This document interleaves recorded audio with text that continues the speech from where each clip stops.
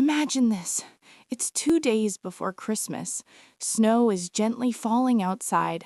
The house smells like pine and cinnamon, and inside, your entire world explodes. How dare you keep this from me for so long? My father's voice cracked like thunder through our quiet living room. His face was red, veins popping on his forehead. I stood there frozen, clutching my hoodie over my stomach like it could hide the truth. You're 16, Andrea, a freshman, and you're pregnant? Disgusting. You're not my daughter anymore. Get out. The words hit harder than any slap. My eyes burned with tears I refused to let fall in front of him. Dad, please. I'm still your daughter. I have nowhere to go. It's almost Christmas.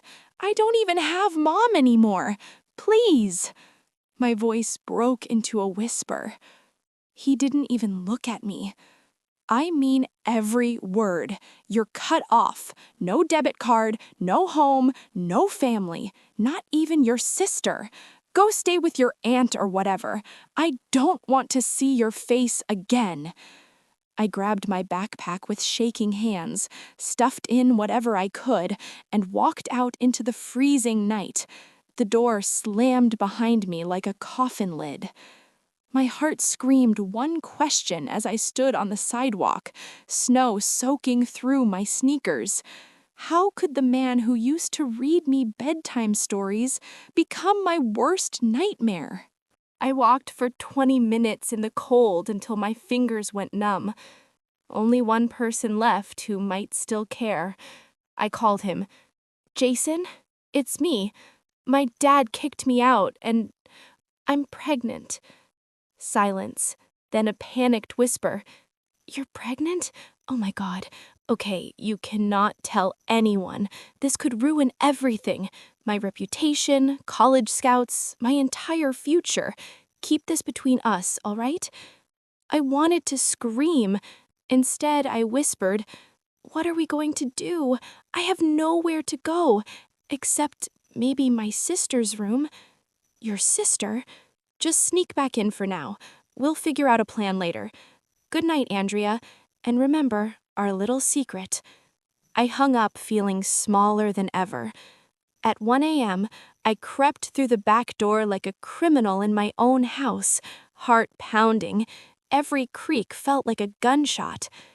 Andrea, what the hell? My older sister Margot's whisper shout almost gave me a heart attack. Shh, please don't tell Dad. He found out I'm pregnant. He threw me out. Her eyes went wide. Shock. Then anger. Then softness. You're pregnant? You're a freshman. She pulled me into her room and shut the door. Okay. Dad doesn't know I know yet. We'll hide you here for now. But Andrea, this is serious. Who's the father? I swallowed hard. Jason, the football QB, the senior. It was one night, at the diner after the dance committee meeting. He made me feel special, wanted, like I mattered. And then, one thing led to another. Biggest mistake of my life. Margot's face darkened. Something flickered in her eyes I couldn't read. Jason? The senior Jason? Oh my God, I hate him. She hugged me tight. I've got you, little sis. Always, no matter what. We'll figure this out together. For the first time that night, I didn't feel completely alone. Days turned into a nightmare of hiding. I lived like a ghost in my own home, sneaking to the bathroom, eating in Margot's room, heart racing every time Dad walked past. Jason? He got colder by the day. Hey, babe, he texted one afternoon. Brought you flowers. I stared at the cheap gas station bouquet like it was poison. When I confronted him at school, he rolled his eyes. You're kinda killing my vibe, Andrea. Relax. Everything's gonna be fine. I've got practice. Text me doctor updates or whatever. I wanted to scream. Instead, I whispered, This is our baby, Jason. Don't you care at all?" "Of course I care," he said with that fake smile, "but nobody can know, especially not my girlfriend." Girlfriend? My stomach dropped. He already had a girlfriend, and her name was Margot.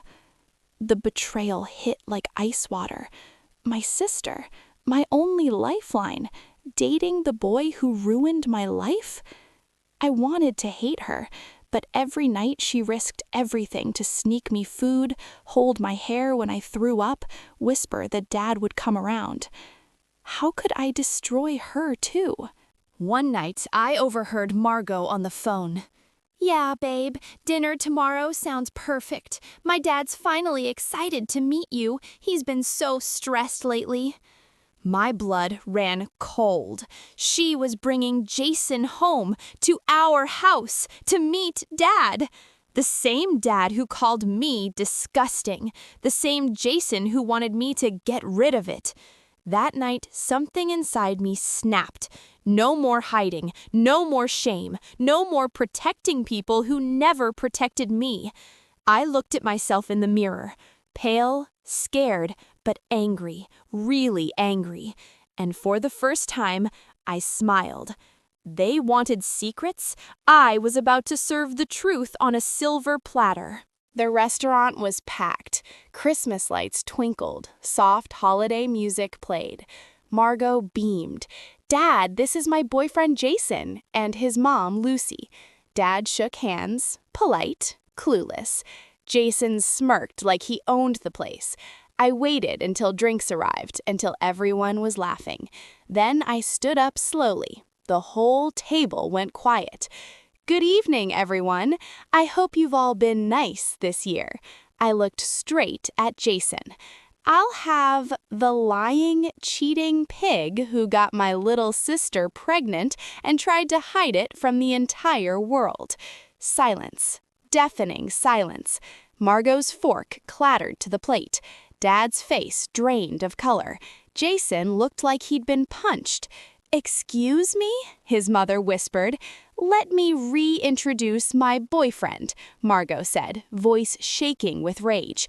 "Jason cheated on me with my baby sister, got her pregnant, and then told her to get rid of the baby so he could go play college football without consequences." Dad turned to Jason, voice low, deadly. "Is this true, young man?" Jason stammered. I can't explain." "No, you don't get to explain. You got to run. I got kicked out in the snow. I got to hide in my own house. I got to feel like trash every single day. So tonight, everyone gets to know exactly who you are." Margot reached for my hand under the table, tears in her eyes. "I'm so sorry, Andrea. I wanted to tell you, but you were hurting so much already. I chose you over my own heart." Dad stood up. "Jason, you're going to take responsibility. This is your child. You will step up, or I swear I will make sure every college scout, every coach, every single person in this town knows exactly the kind of coward you are." Jason's mom looked heartbroken. "I taught you better than this." For the first time in weeks, I breathed. The truth was out, and it felt like freedom. 9 months later. Christmas Eve. The hospital room smelled like antiseptic and miracles. "Push, sweetheart, you're almost there." One final push, and then crying. Beautiful, perfect crying. "She's here," the nurse whispered. "A beautiful baby girl." Margot sobbed. Dad held my hand so tight it hurt. "She's got your eyes, Andrea," Margot said through tears. Dad leaned down, kissed my forehead. "I was wrong, so wrong. I'm so sorry, baby girl. I was scared, angry, but you're the strongest person I know, and I'm never letting you go again." Jason showed up later that day, with flowers, with fear in his eyes. He didn't stay long, but he promised to help. Junior college, a job, child support, small steps, but steps. That night, I held my daughter under the Christmas lights. "Hey, little Jingle Bell, it's your first Christmas, and I promise you this. I didn't think I could survive what happened, but sometimes the worst betrayals lead to the most beautiful blessings." I looked at my family, flawed, broken, healing, and I knew we weren't perfect, but we were finally together. Betrayal cuts deep, especially from the people who are supposed to protect you most. But hear me when I say this. You are never defined by other people's mistakes. You are defined by how you rise after they try to bury you. Andrea didn't just survive. She turned pain into power, shame into strength, and in the end, love won. Because real family doesn't run when things get hard. They stand up, they fight for you. And sometimes the sweetest revenge isn't destruction.